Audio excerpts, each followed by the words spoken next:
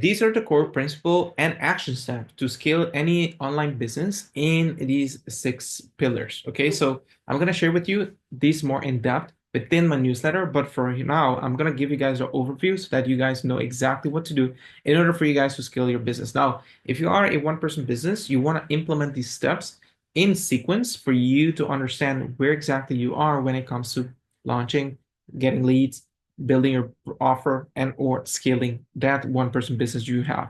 Okay, so first of all, it would be to establish a consistent, predictable flow of qualified leads. You can get these from Instagram, you can get these from Facebook, you can do YouTube ads, or you can simply use, for example, what I use, which is Beehive, where I have multiple people sending me leads that are double qualified. So this means they go through a rigorous process of being engaged, and therefore I get paid for only qualified leads, not random people that put in a fake email. With this, I am sure that you probably understand or know who your audience is. Now, if you don't know who your audience is, the first thing you want to do is define your ideal audience, who they are, what they niche they are in, what sub niche they are in, etc., etc. With this, you're able to attract the right people to send you more leads. Now, you also want to utilize relevancy or omnipresence and intimacy within your copy and on different social media platforms, because you will find some social media platform sending you more qualified leads than others. For example, people coming from YouTube, most of the time, since they consume content so much, they have a deeper understanding on the topic, which is more qualified, versus people coming from TikTok that saw a video maybe for like 30 seconds and they don't have more in-depth knowledge of it. So therefore they come to you and it's like it doesn't make sense the question they're asking because you already answered them within a video, right? So I mean, whenever you distribute your content, take that into consideration so that you know exactly where to scale. You're going to scale YouTube, Instagram, Facebook, LinkedIn, Twitter, etc., etc. Okay. Now the fourth step will be, or the third step, I should say, is to leverage organic and paid marketing. So you can do those combined, which I personally do.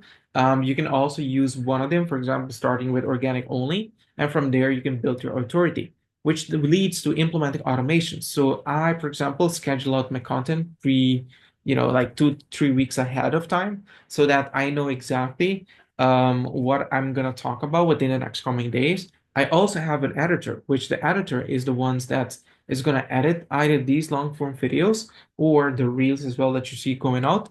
And with that, I don't have to spend my time doing that. Okay, so this way I'm scaling my business, but keeping it lean, simple, and automated. Okay, so if you want to establish your consistent flow of content and attract leads, you have to have these under the belt. The second step is you have to convert the leads into a paying client. How you do this? Well, first, you use 4 phases of the sales process. Okay, so that will be, first of all, will be to have a lead magnet. Okay, so that's phase number one. Second would be to capture their email at a minimum. If you can capture their phone number, would be even better. So you have those two. The third process will be to survey that incoming audience. And then the fourth step will be to make an offer.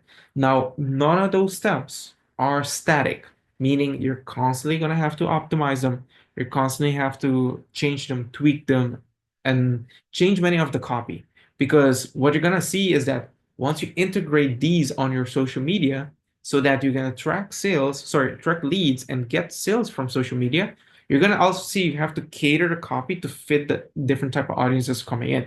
People from product aware, people that are unaware of you that you even exist, people that are problem solution aware. They have an idea of who you are, what the industry is about, what the offer is, and they're in consideration mode, either to buy or not, etc., etc. So your copy has to fit all those.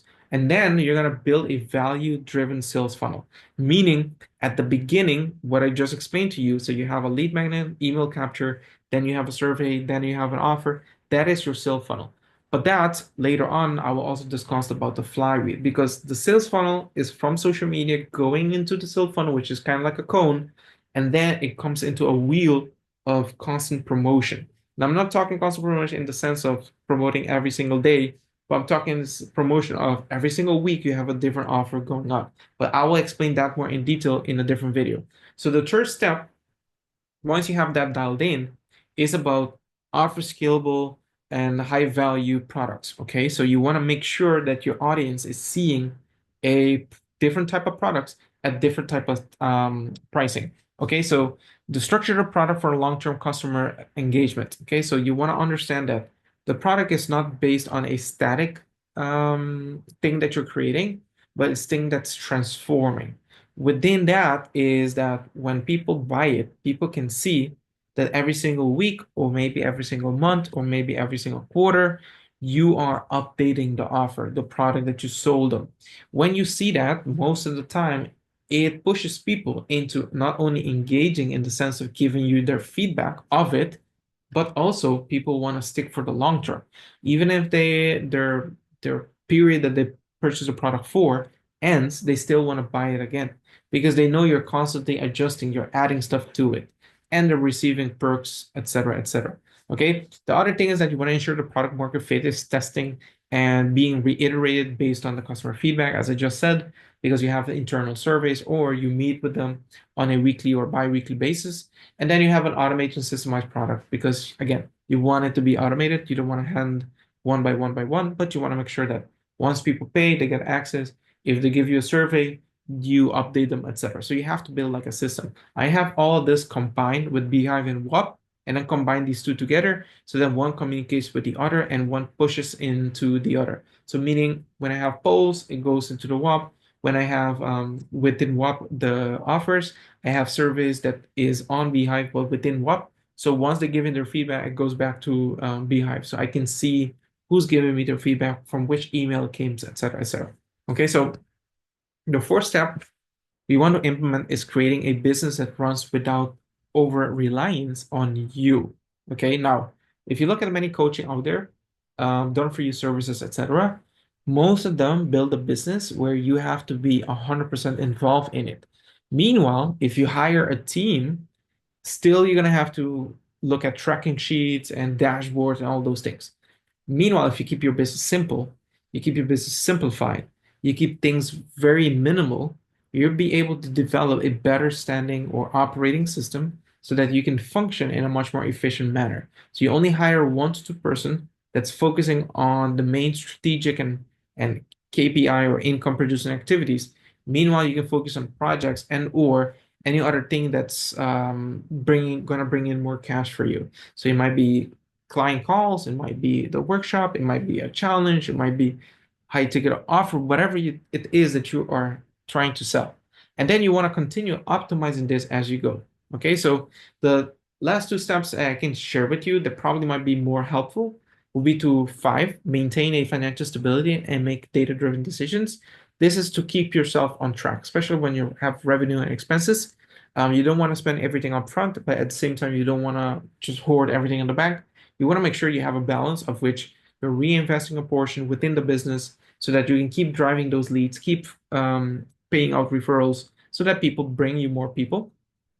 And also you want to have a offer that is recurring so that people pay you based on cash flow. So meaning every single month they're paying you or every single week. In this case of my business, I have the payment plan for every single week.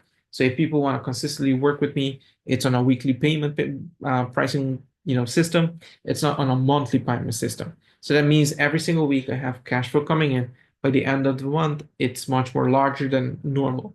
This gives the person the chance to only work with me per week basis, or this gives them the chance to also keep engaging with me because if they pay on a recurring, they get access to me. If not, it's okay, but they only get the course material. So this helps me build a long-term income, but helps them stay more active as well. And the sixth will be to cultivate your mindset for long-term success. Don't look at short-term like, oh, I need 3K, 5K, 10K to replace my salary this month. No, look at it as what can you do to build long-term relationship with the client so that they by themselves feel that they want to reciprocate back to you on a recurring basis. And this is through developing the resilience to handle setbacks that probably you will go through, focus on the continuous learning and personal growth. You also want to surround yourself with mentors that support that specific business model. Because again, if you go for people that only want to, grind 24/7 and only think about money, so anyone they see is a potential client, that's not going to work for you. but you want to stick with people that are doing what you're doing so that you can learn from them, they can learn from you, and together you guys can grow together. And this will help you maintain a long-term vision and also execute everything at the short term, like a strategy, rather than the must within the business. Okay. So again, if you guys would like to implement these and you guys would like to grow your one-person business, these are the steps I recommend you. First of all, assess your business using the 6 pillars I just shared with you. Second, prioritize weak areas and create an actionable plan so you can improve upon it. And third, you want to track your progress with KPIs aligned pillars so that you know exactly that the numbers that you're working with are the freedom number that you're having as a goal, but no one is distracting you. There's no overwhelm, and you know exactly where you are. And the fourth will be to continue refining your strategies and or your offers based on your feedback you're getting from either your newsletter or from either your clients, customers, etc. And the fifth and the last one will be to connect and work with me if you guys want help doing this. I know doing it by yourself can be overwhelming. So if you work with someone that can guide you and tell you exactly what to do, it will be more easier to at least start off building your funnel.